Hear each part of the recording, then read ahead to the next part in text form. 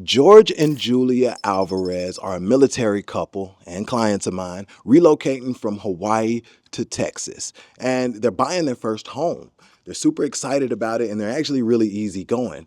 But they only have one deal breaker. No HOAs, like none, not happening, none whatsoever. This is their forever home and they don't want to be controlled. And I'm not mad at them. They also want a new home. And here's where the problem arises. Over 60% of the new homes in Texas being built have an HOA. And so for their case, in the city that we were looking in, we literally only found one new construction home that meet their criteria that did not have an HOA.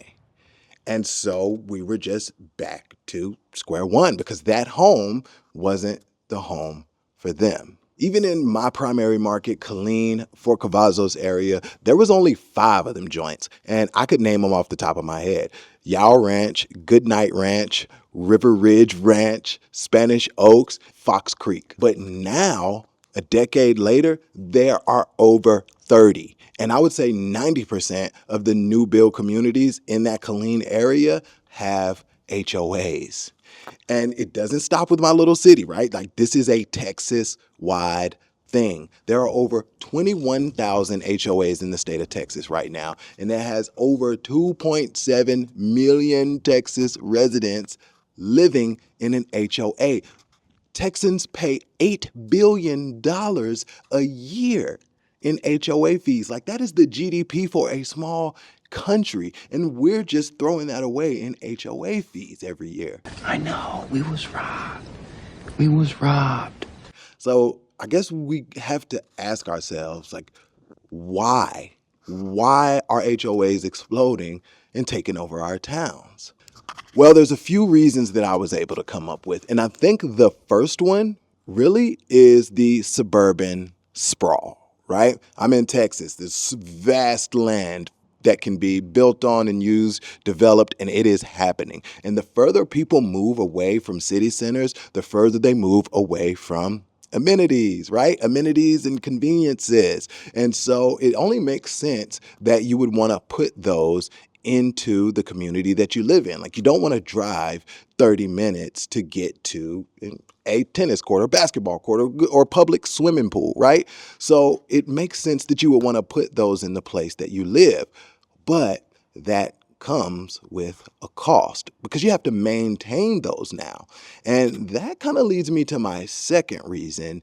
Cities are encouraging more and more HOAs to be built because it helps shift the blame for the maintenance, right? So now the maintenance of that community is up to the HOA residents. And so that money that you're paying is going to maintain in the community, right? And you are also paying taxes, which go to maintain in the community. So in a sense, you are now being double dipped. Like they're double dipping into your pockets. You're paying an HOA fee for maintenance and making sure that the roads are taken care of inside your community, and you're paying your property taxes to make sure that maintenance and the roads and all that stuff is taken care of outside of your community. And with everything being as expensive as it is, it just sucks to have to pay twice for almost the same service. Now, the other reason is protecting home values.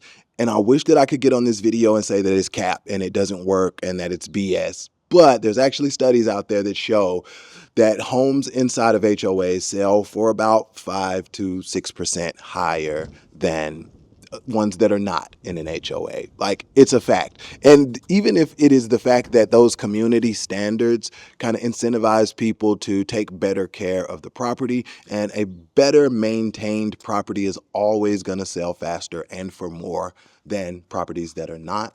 Also, when it comes to like the overall aesthetic of the neighborhood, typically ones with HOAs will look a little bit better, which makes them more desirable. And it does actually help keep property values high. I think the other side of that is that it keeps certain people out. And that is my big pet peeve with the HOAs. It adds to the clear divide between the haves and the have-nots. And one of the main reasons for that is because we have to use the cost of the HOA into your debt to income ratio when we're qualifying you to buy a house. So essentially, if you're moving into a neighborhood that has an HOA, you now can afford less house because it's in an HOA, which to me, I don't think that should be the case. I actually do not think that they should add in the HOA fee into your qualifying numbers because HOA is kind of optional. Like you ain't got to pay it. You can go through the headaches that you go through with not paying it, but you don't have to pay it. But it stops some people from moving into some communities that may have had everything else that they're looking for, but it's too expensive only because of the HOA. And I think that's unfair, unjust, and I just don't like it.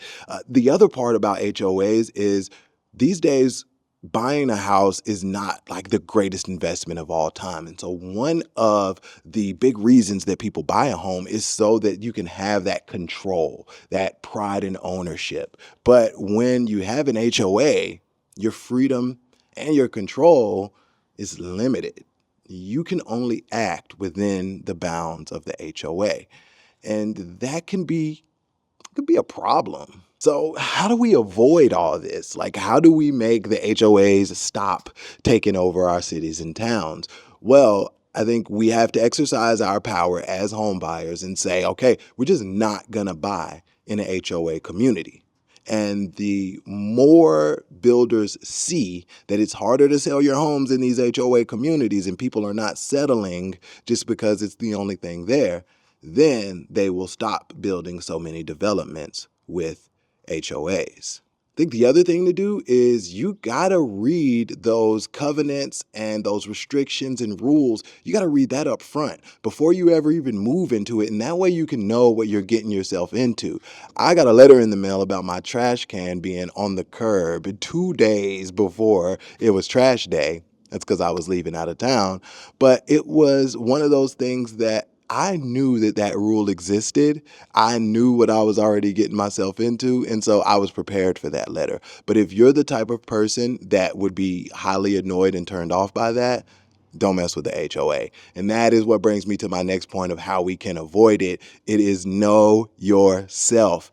Are you a rule follower or are you a rule breaker? Are you somebody that is big on community standards and making sure that kind of everybody takes care of their stuff the same way? Or are you big on your individual freedoms? Like which side do you lean to more? Are you somebody that might not be able to enjoy the community that you live in because you feel policed? You know, are you somebody that would let that letter from the HOA about your trash can ruin your entire week? So just know yourself before getting into an HOA.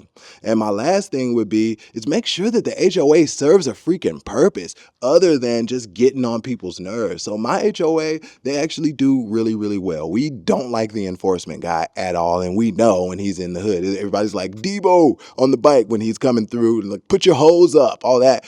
But like my neighborhood also has some really, really great amenities. Like there's a swimming pool and gym and like there's multiple clubhouses and parks. Like all of that is great. And so I don't have to take my little man outside of the neighborhood in order for him to go and have a good time and play and meet up with other kids. Like that is amazing. And for me, it was worth it. But not everybody has the same wants and the same needs. But I would just caution you to say, make sure there's a reason for the HOA other than getting on people's nerves. Lastly, I want you to talk to the people in the community, even if it's just on like a Reddit group or Facebook or whatever. Talk to multiple people in the community and see what type of HOA that you're dealing with. Are you dealing with the stick up the butt kind or are you dealing with the more lenient kind? Because some HOAs can just be way too aggressive with their rule enforcement, right? Because you left your holiday lights up for a little too long, or like me, you had your trash on the curb for a couple days. Like, does that result in an instant fine, or Is there a warning process? Like, do they get you every single time? Or are they pretty lax and it's not really something that you got to worry about as long as you don't overdo it? You need to know these type of things before moving into a community because everything's so expensive these days that it is hard for you to move after you've bought that house. Like, you're going to have to be there for a little while. I'm also curious to know your guys' thoughts on HOAs. Do you see them taking over your town? Do you love them? Do you hate them? Have they been a nightmare? Let me know in the comments. I'm super curious. HOAs, just a really hot button topic because there's pros and there's cons. I think living in a community that has these excellent amenities that you pay less for in a HOA fee than you would if you own those or if you went to the gym right up the street. To me, that is value and that makes sense. But the HOAs that don't have that and they don't offer you any kind of neighborhood amenity or advantage, or if they don't cut your grass or whatever to maintain your like the HOAs that don't do any of that, yet they will enforce you having too many cars in the driveway or having your lights up too long. Like, to me, those are useless. Those are BS and we should get rid of them. The other side of that is they are killing affordability in some cases, and I really don't like to see that. Like, I really want families to be able to live in the neighborhoods that they want to live in and not having an extra $100 a month being added to their debt to income and knocking them out of qualification. Like I said, it just widens the gap between the haves and the have-nots. Feels a little icky. And then if you know the history of HOAs as well, like, no need to go there. More and more HOAs are popping up in our communities. Less and less people actually want them. And the housing market is already broken.